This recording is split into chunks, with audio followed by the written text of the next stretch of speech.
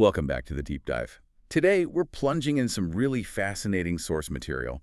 It's all focused on the path to spiritual liberation, with a text called Mukta. That's right. And for many people, the spiritual journey feels like this endless, gradual thing, like a marathon maybe, where you inch closer over lifetimes. Exactly. But the sources we're looking at today, they're pretty direct, almost confrontational about that. They really are. So our mission today is to distill the core mechanics of liberation offered here. And they start by presenting you with this profound choice. Okay, what's the choice? Well, there's the path that, as you said, takes potentially millions of lifetimes. You're caught in the cycle of rebirth, the samsara. Right, the mud of samsara, as one text puts it. Precisely. Yeah. Or there's a direct one-step realization pathway, a way to get completely out of that mud now. And that's the whole point of this deep dive, right? Yeah. Understanding how you actually jump off that long, winding path onto the direct one. So what's the mechanism? What do the sources say is the key? Oh, You can't just be reading the right scripture, surely. No, definitely not just reading. What's fascinating is the complete emphasis they place on internal realization. The essential mechanism is described as activating the Guru Tattva. The Guru Tattva, Yeah. the internal teacher principle. Exactly. The principle of guidance, awakening from the inside out. This is central to Vedanta. External teachers, scriptures, holy images, they're necessary. Yes, they get you started. But they can't be the final step. They can't be the end. The real opening, the sources insist, has to happen within you. Okay, let's unpack that internal shift then, because it sounds like it requires a fundamental change in who we even think we are. The ultimate goal is this state called tadatmata. Yes, tadatmata. What does that actually mean for our everyday identity? Well, it's defined as the complete absorption of your mind, your consciousness, into the divine reality. Whoa. Okay, that sounds huge. It is. And think about the practical side. Our usual psychological identity, the one we walk around with, it's basically a construct built on temporary labels. Like my name. You mentioned the source used an example, like if my name is Alex, that's just a label for the body, right? Functional, but not really me. Precisely, that's the label part. And honestly, that's the easy bit to grasp intellectually. We kind of know we're not just a name tag. Right. The true identity is pure consciousness, the Atman, way beyond these limited IDs. The real challenge, the sources say, is shifting the emotional dimension. The emotional dimension, you mean like? All your memories, your attachments, your personal history, your feelings, shifting all of that into Brahman, into pure consciousness. Your psychological self still functions in the world, but it stops being the absolute center of your universe.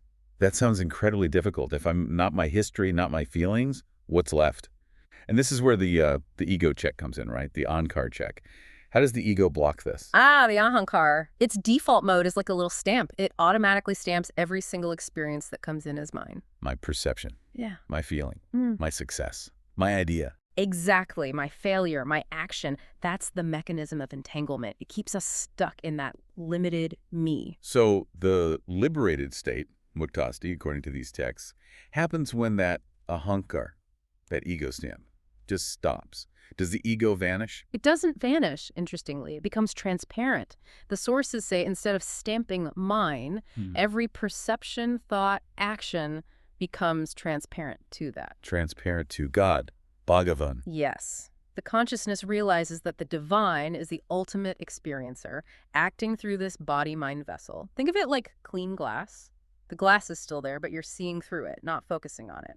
But this can't just be an idea you agree with. It has to be felt, right? An experience. The sources call it anubhav. Absolutely. It has to be an existential taste, a lived reality. You have to be pervaded by that truth. And living it means facing all those ingrained patterns we've built up. It sounds like the biggest hurdle. It really is. Which brings us squarely to the issue of conditioning. We've set the goal, this total identity shift. But how on earth do you do that when you're basically made of habits developed over decades? Yeah. How do you deal with those deep-seated patterns? Let's take that specific example from the source material, the long-term job. Say 9 or 10 years at an agency, same routine, same building. Right, that creates a really deep mental groove. Feels like security, maybe even who you are. Exactly, it's stamped inside the mind. Now, these patterns are just experiences passing through consciousness for the Atma Chaitanyam to observe, but the mind, it gets stuck in the memory. It mistakes the pattern for reality itself. That vacation analogy in the documents makes so much sense now. People go on a long break. Love the freedom at first. But after a while, they actually start missing their home patterns. They want to go back to the routine. Even though they were happy to leave. Why? Because the true self, the Atman, doesn't need patterns. It's free. But the conditioned mind misses the familiar rhythm, the structure it knows. So how do we handle this conditioning? The sources give specific instructions, don't they? Something mirroring maybe teachings like J. Krishnamurti's. Yes, and the core instruction is critical. Do not try to actively destroy your internal patterns. Don't fight them, because the documents say they just get stronger, cause more inner chaos. Precisely. It's a battle you can't win on their terms, because you're using the conditioned mind to fight itself. It's part of the mind's fabric, the chitti. Okay, so if not destroying them, then what? The approach is leave them alone. The term used is chittinoda, let them settle down. Oh. Best achieved during focused devotion, like chanting a mantra or singing bhajan or in silent meditation. The goal isn't to engage or analyze the pattern, but to simply see it, observe it in the new light of the Atman, pure consciousness. Wow. Okay, so that success I built at the agency, the structure of those 9 years, I have to learn to see it just as an observed pattern, not as me. That's the practice. See it as something consciousness experienced, not something that defines the consciousness itself. That's a huge mental shift. Now, if we can't destroy patterns, are there any we should keep?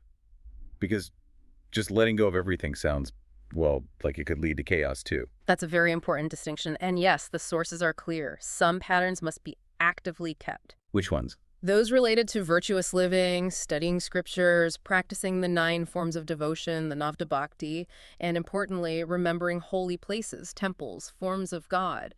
That framework keeps the mind oriented towards liberation. Throw that out, and the mind can indeed revert to chaos. Okay, that makes sense. It provides a structure for the journey itself. This connects nicely to the idea of detachment, vairagya.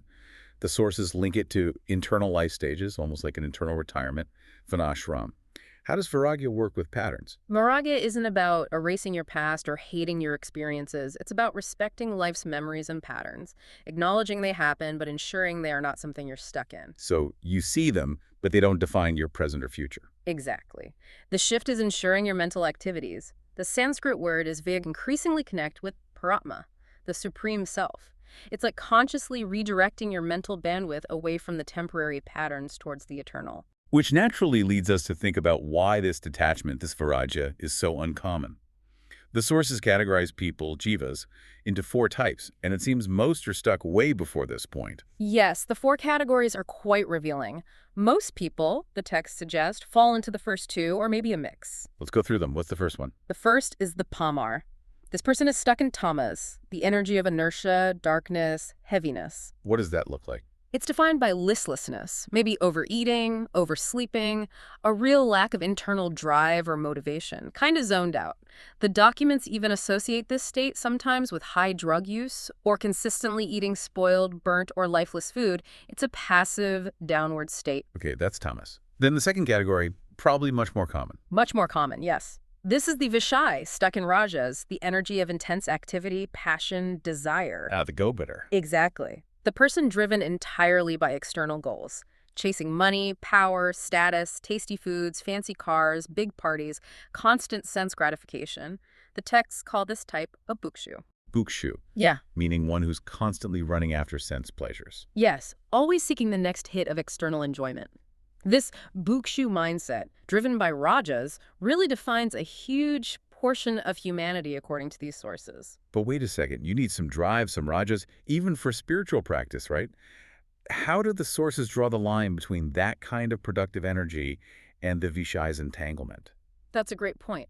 The key difference is the object of the seeking. The Vishai is fundamentally seeking ananda, lasting bliss in things that are inherently finite and external. Got it. So productive ambition would be rajas channeled towards realizing the limitations of the external, leading to the next category. Precisely. That productive drive is what can potentially lead someone to the third category, the mumukshu. And this group, the sources emphasize, is incredibly small, maybe less than 1% of people. Less than 1%? Wow. And the mumukshu is? The mumukshu is the one who has truly realized the limitations of being a pamar, or a vishai. They get it.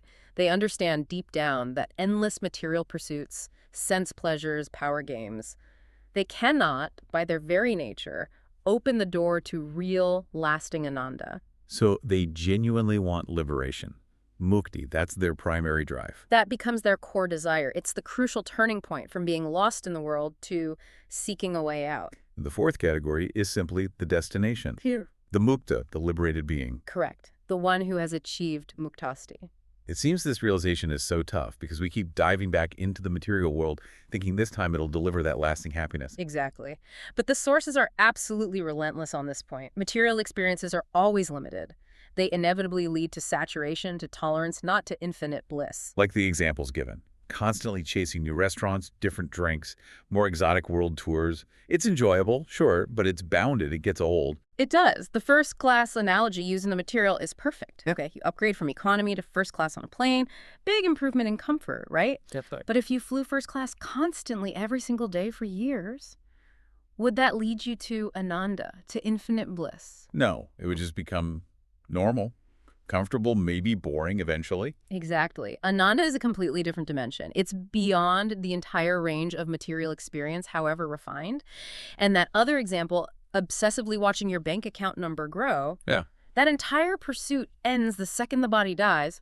Poof, the money stays here for someone else. That's the ultimate end of the line for the purely Vishaya path. Which brings us quite starkly to the consequences. Yeah. The final, really serious topic in these sources. The danger of these deep attachments, these vasanas, especially when the body is shed. Yes. The warning is severe. Whatever you are most strongly attached to, whatever desire is most powerfully ingrained in your consciousness, that is exactly where you will wind up in the next birth. The consciousness gravitates towards its strongest pull. That's sobering. And the documents say this applies even to seemingly good spiritual desires. It does. They give the example. If someone becomes intensely attached only to the idea of living in a specific holy place, say Vrindavan or Kashi, thinking this is the only place God is, Okay. God might grant that desire. You get reborn there. But that very attachment, that restriction, actually limits your consciousness further. It causes more entanglement in the cycle, not less. Wow. So restricting God to certain places or forms is seen as foolish. The sources call it one of the most foolish things one can do, because the reality is God, or pure consciousness, is present absolutely everywhere.